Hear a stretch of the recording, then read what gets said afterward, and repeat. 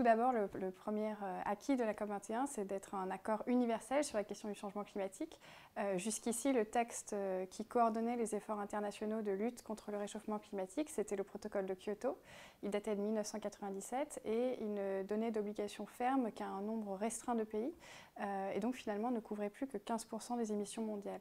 Alors qu'aujourd'hui, avec l'accord de Paris, les efforts sont portés par tous et donc on a une couverture de 96% des émissions mondiales. Donc c'est bien le premier acquis de la COP21, d'avoir globalisé les efforts de réduction des émissions, mais il y en a d'autres. Le second point, c'est de proposer une vision de long terme, parce que cet accord de Paris, il inclut un calendrier. Il engage les États à soumettre de nouvelles contributions tous les 5 ans, et ces contributions devront être à chaque fois plus ambitieuses pour viser sur le très long terme la neutralité carbone. Et enfin, le dernier acquis, c'est d'avoir aussi prévu les moyens pour la mise en œuvre, parce que l'accord rappelle qu'une obligation des pays développés est de mobiliser 100 milliards de dollars par an de financement climat à destination des pays en développement pour 2 objectifs. Le premier, c'est évidemment de les aider à adopter le plus vite possible les solutions bas carbone.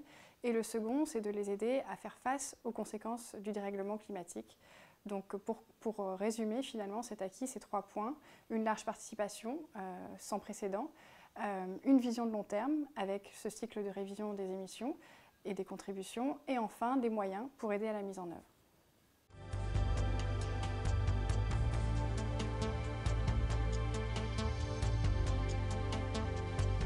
Oui, l'accord de Paris, il a de grandes chances d'être ratifié, il a même de grandes chances d'entrer en vigueur avant 2020, qui était l'échéance initialement prévue dans le texte.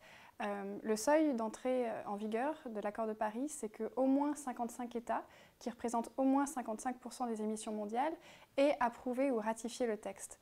Et aujourd'hui, nous avons déjà 19 États qui ont déposé leurs instruments de ratification. On sait par ailleurs que le président Obama souhaite conduire la procédure interne avant son départ de la Maison-Blanche, donc avant novembre 2016.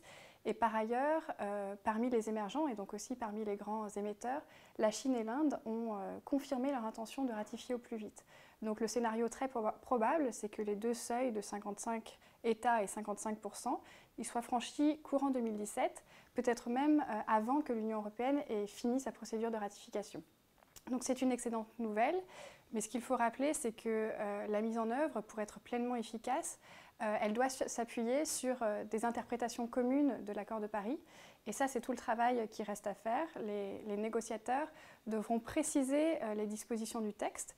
Ils ont entamé ce travail en mai dernier et ils vont le poursuivre lors des prochaines COP, et notamment celle de Marrakech en novembre 2016. Le défi, c'est finalement de ne pas rouvrir tous les débats, mais aller rapidement sur les dispositions de mise en œuvre concrètes pour évidemment ne pas perdre de temps et avoir cette mise en œuvre anticipée.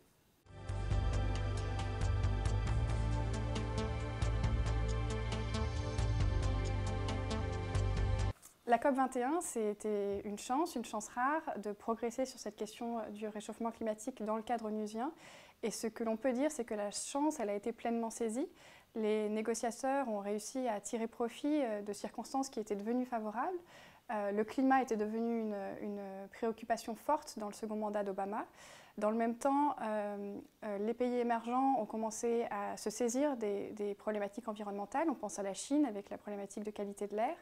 Par ailleurs, les solutions bas carbone ont commencé à être plus abordables. On pense au solaire, au stockage de l'électricité. Et puis enfin, la mobilisation avait commencé à prendre de l'ampleur et même en dehors du cadre des États.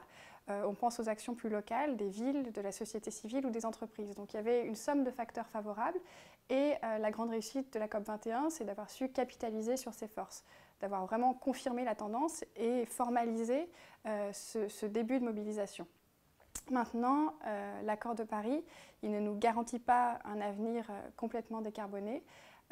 Lorsque l'on fait la somme de l'ensemble des contributions qui ont été remises en 2015, on s'aperçoit qu'elles induisent une trajectoire de réchauffement climatique de 2,7 à 3,5 degrés. Donc on est au-delà de l'objectif des 2 degrés qui est pourtant inscrit dans le texte.